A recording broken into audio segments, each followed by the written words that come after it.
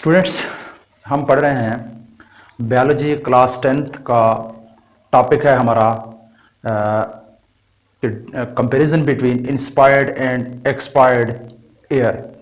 जब हम सांस लेते हैं, हवा को अंदर लेके जाते हैं और फिर हवा बाहर निकालते हैं सांस के ज़रिए से, इसमें मुख्तलिफ गैसों की परसेंटेज किस तरह से है। हम मुख्तलिफ गैसें जो है मुख्तलिफ तरीक़ों से, कुछ गैसें हम अपनी बॉडी के अंदर जो है एब्जॉर्ब कर लेते हैं क्योंकि हमारे बॉडी को उनकी ज़रूरत होती है, और कुछ गैसें हम बॉडी से सांस के ज़रिए से बाहर खारिज करते हैं। इसके अलावा हवा में मुख्तलिफ चीज़ें हैं, तो वो किस तरह से हमारी बॉडी के अंदर जाते हैं और किस तरह से वो वापस आते हैं और कितनी परसेंटेज बाकी हमारे जिस्म से बाहर निकल आती है। इस तरह से हमने दोनों एयर्स, इंस्पायर्ड यानी अंदर लेके जाने वाली और एक्सपायर्ड एयर में आज हम मवाजना करेंगे मुख्तलिफ गैसों का, बल्कि मुख्तलिफ चीज़ों का मवाजना करेंगे इनके दरमियान। तो टॉपिक है हमारा comparison between inspired and expired air. अब इंस्पायर्ड एयर तो वो हवा है जो हम जिस्म के अंदर लेके जाते हैं, और एक्सपायर्ड एयर वो है जो हम जिस्म से बाहर लेके आते हैं। तो सबसे पहले हम इंस्पायर्ड एयर में देखते हैं ऑक्सीजन की परसेंटेज 21% है। ये 21% कैसे है? क्योंकि हमारे एटमॉस्फेयर के अंदर ऑक्सीजन की मिकदार ही 21% है।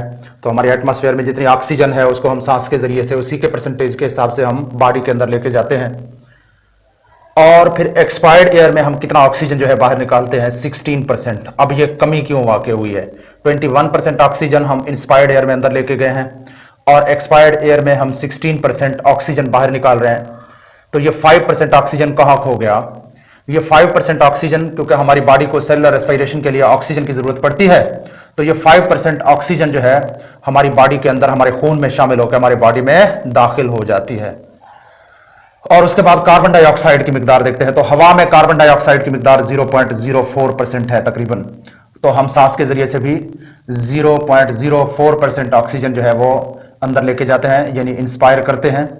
और जब बाहर निकालते हैं गैस या एयर, तो फिर उसमें जो कार्बन डाइऑक्साइड की मिकदार होती है वो 4% है। अब देखें, ये 0.04% बहुत कम और ये 4% बहुत ज्यादा। अब हम अंदर तो सांस के जरिए से 0.04% कार्बन डाइऑक्साइड लेके गए, लेकिन बाहर इतना ज्यादा कार्बन डाइऑक्साइड हम कैसे निकाल रहे हैं? क्योंकि हमारी बॉडी के अंदर सेलुलर रेस्पिरेशन होती है। सेलुलर रेस्पिरेशन कैसे वाक़ होती है? ग्लूकोज है, ग्लूकोज ये ऑक्सीजन जो अभी हमने सांस के जरिए से हम लेके गए अंदर, ऑक्सीजन के साथ रिएक्ट करके कार्बन डाइऑक्साइड बनाता है और पानी के बुखारात बनाता है। अब जरा इस इक्वेशन के ऊपर गौर करें, दो चीजें बन रही हैं, कार्बन डाइऑक्साइड और पानी के बुखारात। अब ये देखें, सेलुलर रेस्पिरेशन के दौरान हमारे जिस्म में कार्बन डाइऑक्साइड बनती है, तो ये वही कार्बन डाइऑक्साइड है जो हमारे जिस्म में बन रहा है, जो कि हम सांस के जरिए से इसको बाहर निकाल लेते हैं, एक्सपायरेशन के जरिए से इसको हम बाहर निकालते हैं। ये कहां से ये कार्बन डाइऑक्साइड आता है? हमारे जिस्म में सेलुलर रेस्पिरेशन के दौरान ये बनता है। उसके बाद नाइट्रोजन की परसेंटेज को देखते हैं।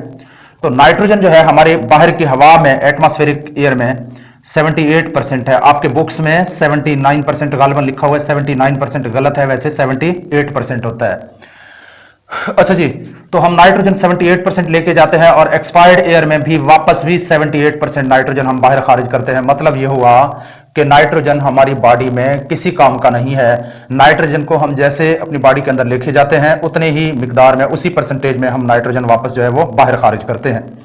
उसके बाद है वाटर वेपर्स। वाटर वेपर्स जो है ये वेरिएबल्स होते हैं, मतलब कि इनकी मिकदार मुख्तलिफ होती है मुख्तलिफ जगहों पे। कहीं हवा में बाज़ औक़ात नमी की मिकदार ज्यादा है, मॉइस्चराइजेशन ज्यादा है, तो फिर वहां पे वाटर वेपर्स हम सांस के जरिए से ज्यादा अंदर लेके जाते हैं। और कहीं पे वाटर वेपर्स की मिकदार कम होती है, नमी की मिकदार हवा में कम होती है, तो फिर हम कम लेके जाते हैं। वेरिएबल का मतलब है कि मुख्तलिफ परसेंटेज में हम लेके जा सकते हैं। कंडीशंस के ऊपर डिपेंड करता है, हमारे हवा में कितने परसेंटेज तक जो है वो नमी की मिकदार मौजूद है या मॉइस्चराइजेशन मौजूद है।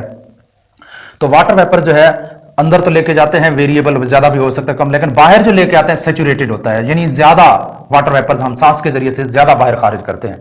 इसलिए सर्दियों में जब हम सांस बाहर निकालते हैं तो हमारे मुंह से जैसे धुआं निकल रहा, धुआं नहीं होता, असल में ये पानी के बुखारात होते हैं, जो कि बाहर टेम्परेचर कम होने की वजह से थोड़ा जो है वो उस कंडेंस हो रहे हैं, थोड़ी बहुत जो है वो हमें वो स्मोक की शक्ल में दिखाई दे रहे होते हैं। तो बाहर लेके आने वाली हवा में पानी की मिकदार ज्यादा है, सैचुरेटेड होता है। अब वजह क्या है? देखें, इसी इक्वेशन में आपको इसका जवाब मिल रहा है। सेलुलर रेस्पिरेशन के दौरान ना तो सिर्फ कार्बन डाइऑक्साइड बनती है, बल्कि पानी के बुखारात भी बनते हैं, पानी भी बनती है।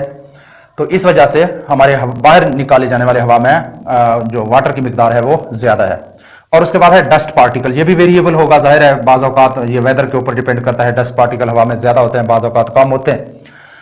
तो अंदर लेके जाने वाले हवा में मुख्तलिफ होती है मिकदार, लेकिन बाहर लेके आने वाली हवा में, एक्सपायर्ड एयर में जो मिकदार होती है वो तकरीबन ना होने के बराबर है, क्योंकि डस्ट पार्टिकल हमारी बॉडी में कैसे सांस के जरिए से बाहर आ सकते हैं, पॉसिबल नहीं है। तो तकरीबन डस्ट पार्टिकल हम बाहर नहीं निकाल सकते हवा के जरिए से। और उसके बाद है टेम्परेचर, दर्जा हरारत। जाहिर है बाहर का जैसे टेम्परेचर होगा इंस्पायर्ड एयर में उतना ही हवा का टेम्परेचर होगा। तो बाहर के हवा का जो टेम्परेचर है वो मुख्तलिफ हो सकता है, लेकिन जब हम सांस बाहर निकालते हैं तो उस वक्त जो एयर का टेम्परेचर होगा वो तकरीबन हमारी बॉडी के टेम्परेचर के इक्वल होगा। क्यों? क्योंकि ये हवा जो हम बाहर सांस के जरिए से निकाल रहे थे, जो हमारी बॉडी से बाहर आ रहा था, तो इसका टेम्परेचर जाहिर है हमारी बॉडी के बराबर ही होगा। तो इस तरह से मुख्तलिफ परसेंटेज दिए हुए हैं हमारी जो एक्सपायर्ड और इंस्पायर्ड एयर है। इसमें से बाज़ औक़ात ऑब्जेक्टिव पूछे जा सकते हैं, ऑब्जेक्टिव के लिए ये इंतहाई ज़रूरी है। और उसके अलावा शॉर्ट क्वेश्चंस भी इनमें से आ सकते हैं कि इनके एक्सपायर्ड और इंस्पायर्ड एयर की कंपोजिशन बता दें, या इनके अंदर जो है इनका कंपैरिजन करें, या इंस्पायर्ड एयर में मुख्तलिफ गैसों की परसेंटेज बता दें, या एक्सपायर्ड एयर में इनकी परसेंटेज बता दें, या दोनों में पूछ सकता है। तो इस तरह से ये एग्ज़ाम के नुक्ता नज़र से काफ़ी इंपॉर्टेंट क्वेश्चन है।